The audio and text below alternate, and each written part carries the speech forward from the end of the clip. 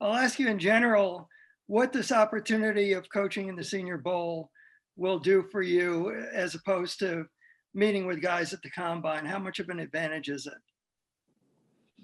I think, getting to get FaceTime with these guys in a practice setting, in a meeting setting, along with the individual meetings that we do, in the evening. I think all of it's, I would say, advantageous for us, especially the practice time, the meeting time, see, how guys learn and really get to know them as people. So that's kind of been or going to be, kind of the focus of our week. We're excited about it. I think we just being out on the field today, it's exciting. We all love to coach. I love to be out there helping guys get better. So another opportunity to do that. And it's a good first day and hopefully a good week. One more. Hey, Flo. I wanted to ask you about not just the offensive coordinator position and the opening that you have, but how are you going about these practices without a designated offensive coordinator? And I noticed that Charlie Fry was kind of calling plays during 7-on-7. Is it he working the passing game? How does this work? We're going through our process, with the coordinator position. Look, we've got very capable guys in Eric and George, and a good young staff. So, putting together a plan is really not much of an issue. So those guys are doing a good job, and we'll go through the process. But really, the focus is on the players here at the Senior Bowl, the evaluations of the players here at the Senior Bowl. And hopefully getting as much information to help us, make good decisions, come draft time. Mike Cunha. Hey, Coach, how's it going? Just along the lines you said, you get to, obviously go into meetings with these players and stuff. What kind of sort of intangibles might make the difference for you if, everything else being equal? You mean equal meaning athletically? Okay. Look, we're looking for guys who are tough, who are smart, who are competitive, who love to play, who love to practice, who are looking to get better, who want to improve, and guys who are team first. And, so those are sort of the intangibles, we're looking for. And if a guy has that and is talented, then, I imagine he'll do the things and make the sacrifices necessary to make himself the best player he can possibly be. If a guy is more talented and don't have those qualities, then I guess, I believe that, that player will get passed up because some other players will do all the things necessary to make the sacrifices necessary to get better, improve. And,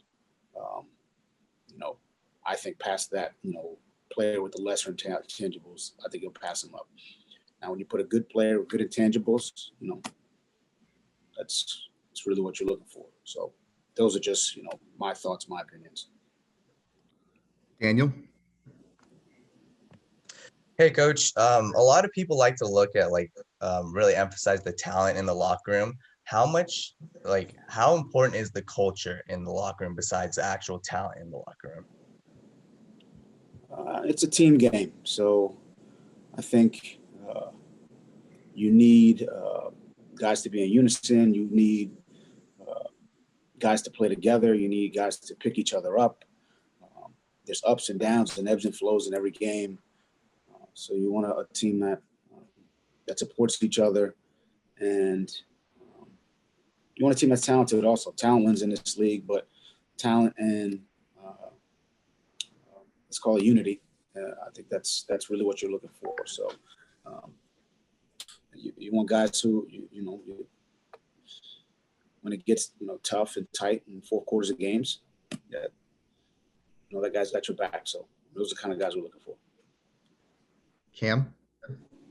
Hey, Flo, we obviously DeVonta Smith on your roster. He's not doing much this week, but there's going to be a lot of questions about his production versus his size. How do you view maybe the dynamic of a guy, maybe lack of size in his case, and how that influences whether or not you draft a player like that?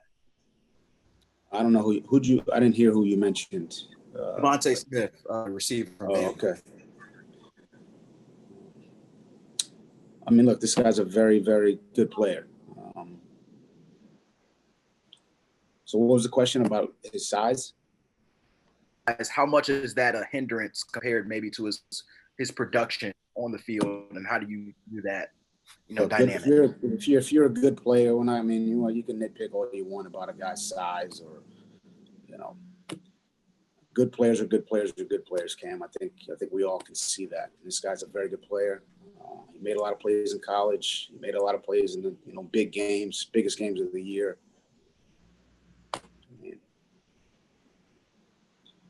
You can nitpick all day about things on people. He's a very good player, and it's been good getting to know him too. He's a good kid too. Christopher?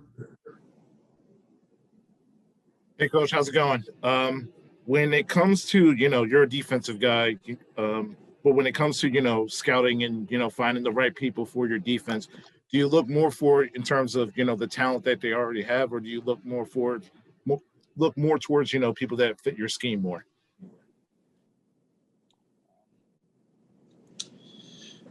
I think you're looking for guys obviously with talent. You're looking for, different fits within, the things that you do offensively, defensively, or in the kicking game. You're looking for the right person and the right people to bring into the locker room. It's not one thing. It's not an exact science. And I think it's a little bit different for, every team every year based on what you already have, and what pieces you need to make you feel you need to make your team as good as it can be. So again, that probably doesn't answer your question, but for me, it's year to year. The things that are we're evaluating are different.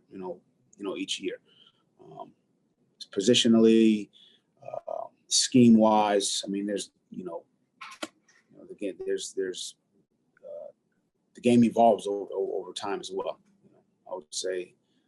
Just the game of football, things change. So, you could have been one way last year and you may need to shift in another direction the next year. So you got to be ready to evolve with the game.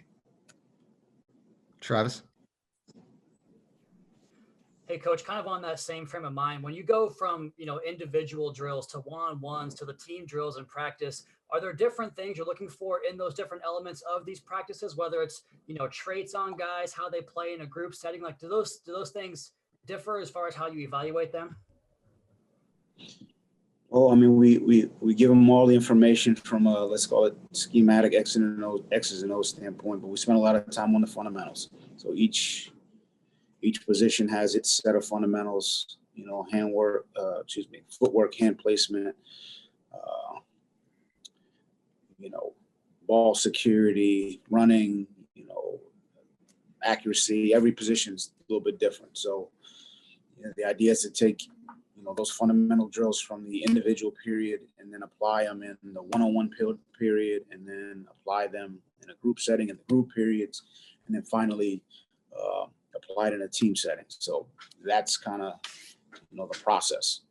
So we're looking for them to apply the things that they've learned from an individual to a one-on-one, to a group period, to a team period, and then okay, I worked that drill here, and this is where it applies. Here it applies in a one-on-one setting. Here it applies in a group setting, maybe 4-on-4 or 7-on-7 or 9-on-7, and then you go into the team period. So that's really the process, and we're looking for guys to apply the things we teach them, over and over and over again, and improve and get better.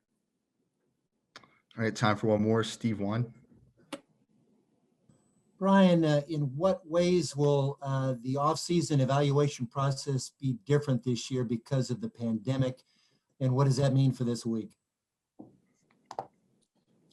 Well, in my opinion, I think it'll be similar to last year, and different, and maybe even a little bit more different in that there won't be a combine, and there have already been restrictions on the pro days, and I should say the private workouts and things of that nature. So I think we've gone through it a little bit. I think we've done the Zoom meetings, and players have worked out on their own and sent video. We've kind of done it that way. We did it that way last year, so this isn't the first time we've done it. But right now, I think this is a great opportunity for us to see the players live, up close, meet with them, talk to them, get some FaceTime with them. Not on the iPhone, but actual FaceTime, literal FaceTime, and get to know them as people, as players, things that make them tick. And, we get to coach also, that's always fun. So, we're excited about this week. And I think we'll get a lot out of it.